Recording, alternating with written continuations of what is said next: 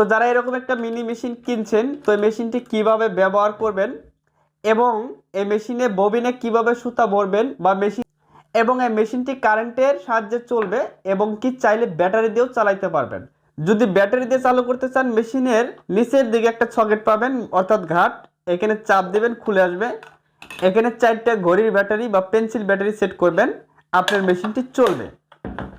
এরপর যদি কারেন্টের সাহায্যে চালু করতে চান, মেশিনটি কেনার সাথে সাথে এরকম একটি চার্জার পাবেন বক্সের ভিতর এবং সাথে এরকম একটি কন্ট্রোলার পেয়ে যাবেন।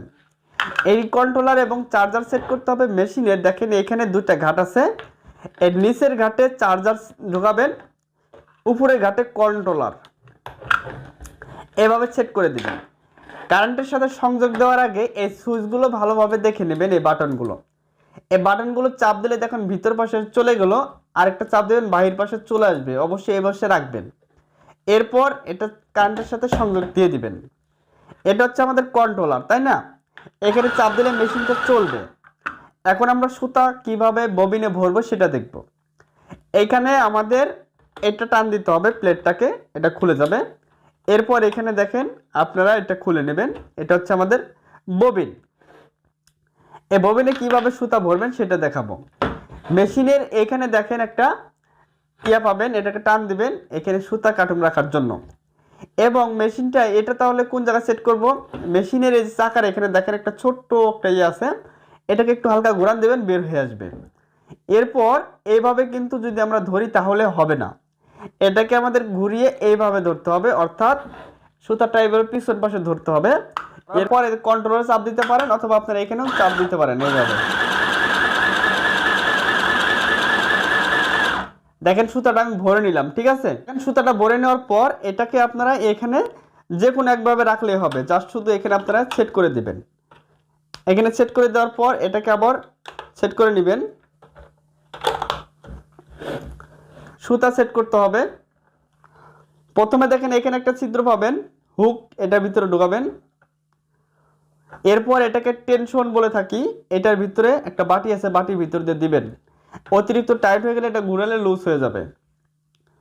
এরপর এখানে একটা হুক পাবেন, এটার ভিতরে দিতে হবে।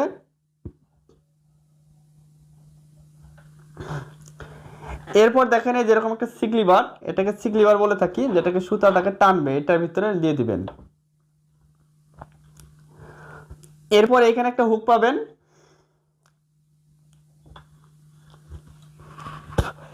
এখন আমরা সুইয়ের ভিতরে সুতাটা ভরে নিব, এই পাশ থেকে এই দিকে যাবে।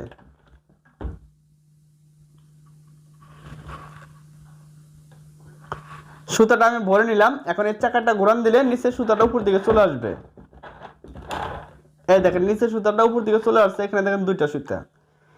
এই যে এই পাশে দেখেন এটা ফিট উঁচা করার জন্য এইভাবে উঁচা করে নেওয়ার পর এই সুতার মাথাটা এদিকে দিয়ে দিবেন।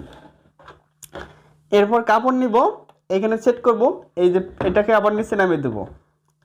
নামিয়ে দেওয়ার পর দর্শক এখানে যদি আমরা চাপ দিই, দেখেন এইভাবে চাপ দিলে দেখেন সেলাই হচ্ছে। যে অনেকের সেলাই টান টান হয় বা গুটি গুটি হয়, সেই ক্ষেত্রে আপনাদের টেনশন যদি টাইট হয় অতিরিক্ত, তাহলে টেনশনটা লুজ করে দিবেন।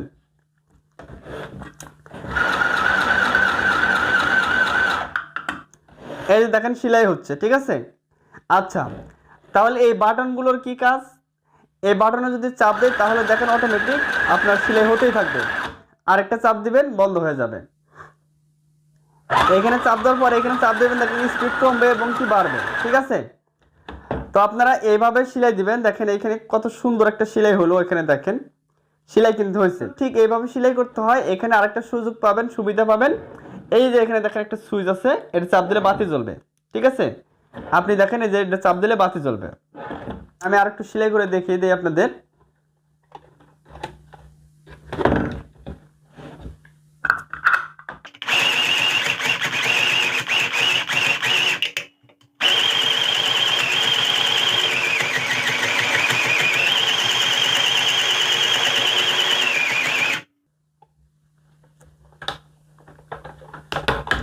তো দেখেন আমি 2টা সেলাই দিলাম, 2টা সেলাই অনেক সুন্দর হয়েছে, খুবই ভালো।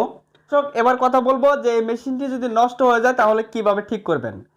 যেমন আপনার মেশিনে এইভাবে সুতা ভরার পর নিচের সুতাটা উপর দিকে আসে না, এই যে দেখেন নিচের সুতাটা উপর দিকে আসে না। তো এই সমস্যাটা হলে কি করবেন, সোজা আপনারা ববিনটা খুলে নেবেন। খুলে নেওয়ার পর এখানে সুতাটা আপনি একটু বেশি করে রেখে দেবেন, এরকম বেশি করে রেখে দেওয়ার পর এইভাবে রাখবেন। এইভাবে রাখার পর এটাকে আবার এখানে সেট করে দিবেন। এখানে যদি আপনি বেশি করে সুতাটা রাখেন, তাহলে যদি চাকাটা ঘুরান দেন, তাহলে দেখেন আপনার এই যে সুতাটা অটোমেটিক এদিকে চলে আসবে। তাহলে যদি এই সমস্যাটা হয় আপনারা এইভাবে সমাধান করবেন। এবং যদি নিচের সেলাইটা গুটি গুটি আসে, সেই ক্ষেত্রে আপনারা এই টেনশনটা টাইট করে দিবেন। আর যদি দেখেন উপরের সেলাইটা গুটি গুটি আসে, তাহলে এটাকে লুজ করে দিবেন। তাহলে গুটি গুটি সমস্যাটা সমাধান হয়ে যাবে। এবং যদি এই সেলাইটা যদি টান টান আসে, সেই ক্ষেত্রে কি করবেন, সেই ক্ষেত্রে এটাকে বেশি টাইট করা যাবে না এবং কি বেশি লুজ করা যাবে না, মিডিয়ামে রাখতে হবে। তাহলে সেলাইটা টান টান আসবে না, ঠিক আছে।